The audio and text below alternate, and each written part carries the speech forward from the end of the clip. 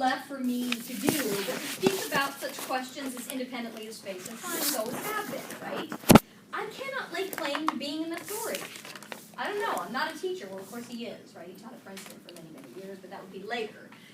Here, he's saying, I cannot lay claim to being an authority. From what source shall I, as a partial layman in the realm of teaching, the realm of pedagogy, derive courage to expound opinions with no foundations except personal experience and personal conviction? And we might say to our friend Einstein, well, that's what Edmondson and Hooks are doing, aren't they? They're writing papers based on their own experiences as students and teachers.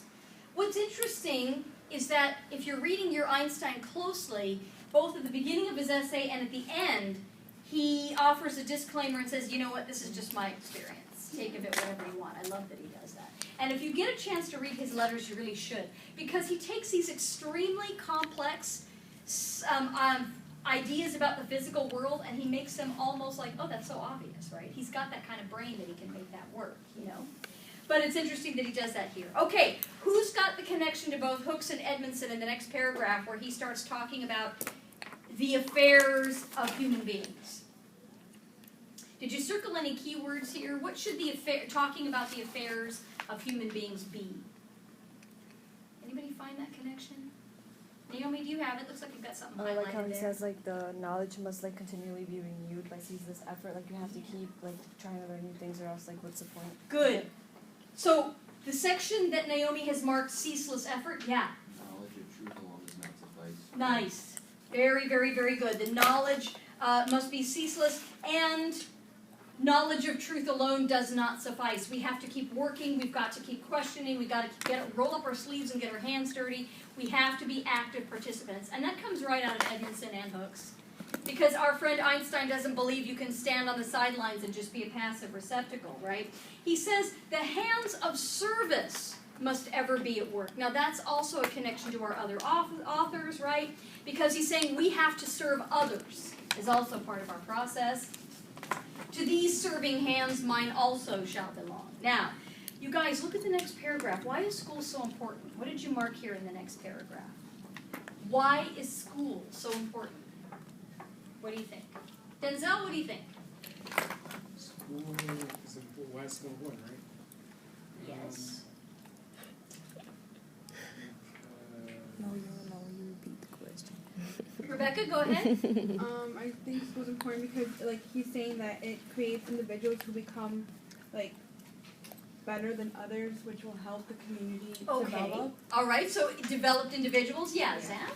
It says, like, first in modern development of economic life, the family is bare of tradition and education. Good, right. So initially it used to be that education and traditions were passed down by families. But we no longer live in that world. We live in, is the section that Zach has picked out, we live in a world marked by modern development and economic life. Therefore, the school is now responsible. And let's look at the topic sentence. School has always been the most important means of transferring the wealth of tradition from one generation to the next. School has always been about transferring knowledge. You might want to get Freire in your notes, because Freire says, you know, that's true, but unfortunately, that's become so true that now it's part of the banking model of education, where you go to school to get the information that's deposited in you, that is then withdrawn by the professor or the university whenever you're tested, and that's the name of the game, right?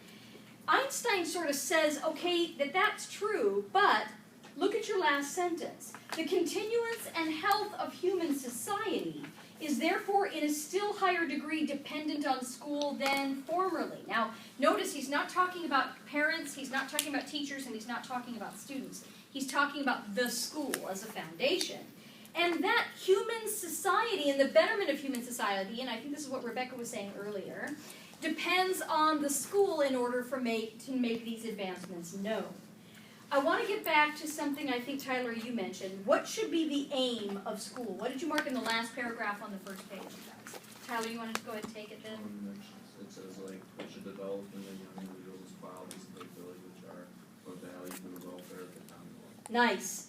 So we need to train, and you guys, he doesn't say, we should train worker ants.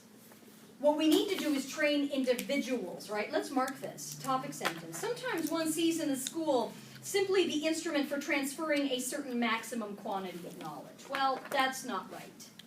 Knowledge is dead. School serves the living. It should develop in the young individuals those equalities and capabilities which are of value for the welfare of the Commonwealth. But that doesn't mean that individuality should be destroyed. The individual is not a mere tool of community, and any community that would want the individual to be a tool is not a living, good community. Do you guys see the connection? Would Edmondson agree? Would Edmondson agree with this? Yeah. He would. I mean, of course, with Edmondson, the result is also political. It's not just about the community, right? So, critical thinkers, intelligent people can help the democracy to move and develop. But what Einstein is saying is actually it helps your basic human community. I tell you what surprised me when I read this. The personal dimension of Einstein's text. He's not talking about academics, and he's not even talking about the world of science and physics. And he's talking about human communities and why education matters for the way humans relate to each other. Yeah, Deja. He's saying, like, he's talking about for basically, like, advancement. Yeah. The advancement of everybody. Yeah, and he cares about the way individuals relate to each other, right? And it's interesting because a guy like Einstein would be actually what Hooks is looking for. You know, a professor who can use his intelligence for the advancement of society, but also be interested, right, in his own human development and the way individuals relate to each other. All right, look at the top of the second page, right? She says, the aim must be, he says, the aim must be the training of independently thinking and acting individuals. Well, that just comes right out of Edmondson and Hooks, doesn't it? Who see in the service of the community their highest life problem. So we should be educating people that we send out into the world to make a difference. When you read your essay on Mercy Education for Monday, you're going to see this again, right? Now, what should the method of education be? Did you guys mark this? Take a look at the second paragraph on this page. What should the method of education be? Yeah, Naomi, go So ahead. it's like the method of education should always consist of where the pupil is like actually engaging, like and Yes. actually does things like you can't be passive, basically like how Right. Hooks is saying. Good. We have to actually perform what we're doing. This applies as well to the first attempts at writing of the primary boy as to the doctor's thesis on graduation from the university. The interpretation of translation of the text. Hint, hint, nudge, nudge. That's what you do in English 120. We don't sit and talk about what essays say. We write about them, we think about them, we figure out what looks good to us, and we assess it, right? All right. In the next paragraph, he outlines 3 different motives for learning and education. What are those motives? What did you mark here? Denzel, get us started. What are the 3 motives of learning that he outlines here?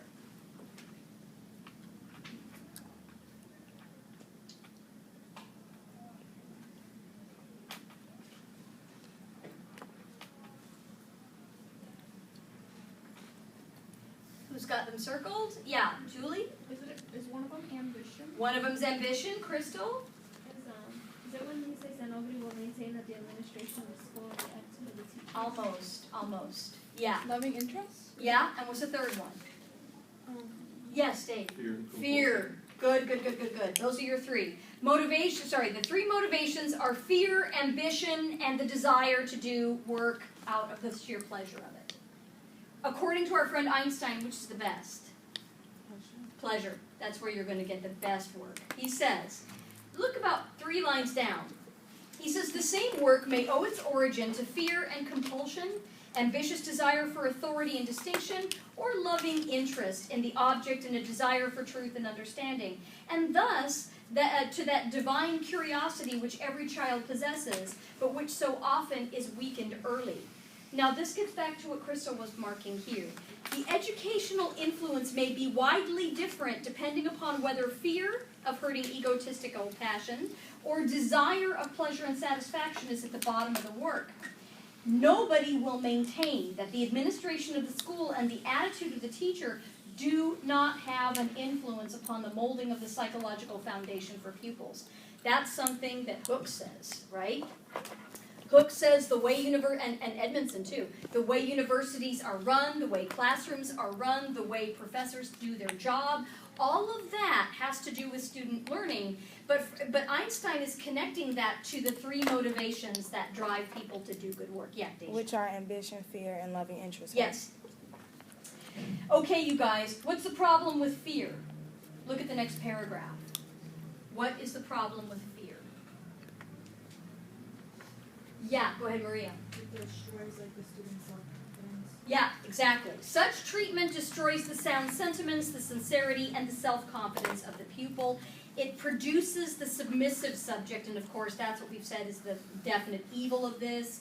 What he says here is the only source of the pupil's respect for the teacher should be the human and intellectual qualities of the latter, right? That should be the driving force, okay? If I were to bring a stick in here and beat you every time you got the answer wrong, right? Okay, and of course, I know. This would not be a good thing, right? Doesn't drive that. What's the problem with ambition? Isn't ambition a good thing? Look at the next paragraph. Bree, what did you mark? The desire to be acknowledged is better, stronger, more intelligent than a fellow being. A fellow scholar easily leads to excessively egoistic psychological adjustment. Good. Yes. If any of you have ever met somebody who cannot stop competing, everything's a competition. You know how terrible it is to be around those people, right? That you can't let your guard down or be close to a person like that. Competition, he says, destroys human relationships. This is what surprised me in this paragraph. He says, right, he says, first of all, competition isn't a bad thing necessarily. He says it lies firmly fixed in human nature. This is the second line. With absence of mental stimulus, human cooperation would be entirely impossible. The desire for approval of one's fellow man is one of the most important binding powers of society. Not saying it's a bad thing, but desire for approval and recognition is a healthy motive, but the desire to be acknowledged as better, stronger, or more intelligent than a fellow being easily leads to excessive egotistical psychological adjustment, which may become injurious for the individual, mark this, and injurious to the community. You can't build community if everyone's competing. And he uses the example of Darwin. What is the theory that he's talking about here? Selectivity. Almost. There's one particular aspect of evolution. Survival of the fittest. Whereas, if you are stupid, slow, whatever, you're going to get cut from the herd, and that's good for the gene pool. Okay? And Einstein, why do you think Einstein uses that example? We had Gary with hooks. Why does Einstein use this example? He's a scientist. He's using a metaphor that works well in his community, and it's also something we're also familiar with, right? Look at the top of the next page. He says, Darwin's theory has been cited by many people as authorization of the spirit of competition. Some people also, in such a way, have tried to prove the necessity of the destructive economic struggle of competition between individuals, but this is wrong.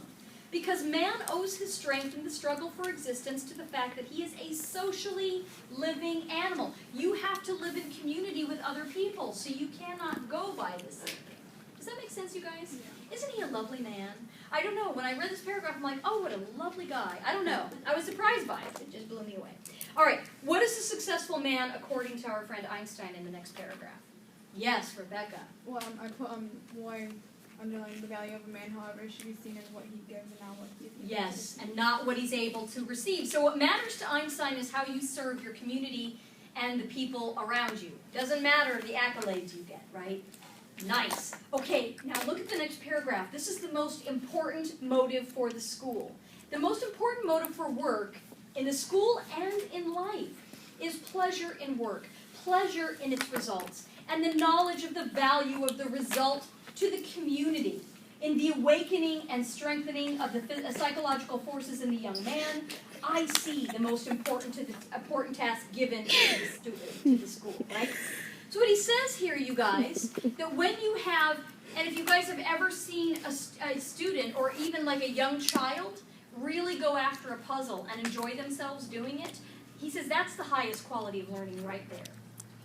It's that encouragement and development, bless you, but it's also encouraging individuals to take pleasure in their work. Now, he doesn't forget about teachers. I want you to look at the third indented paragraph from the bottom of the page. You guys, last 4 lines of that paragraph. He says, there are certain conditions that need to be met in every school. First, teachers should grow up in the schools that they teach in. I think that's a wonderful idea. Second, the teacher should be given extensive liberty in the selection of the material to be taught and the methods of teaching employed by him.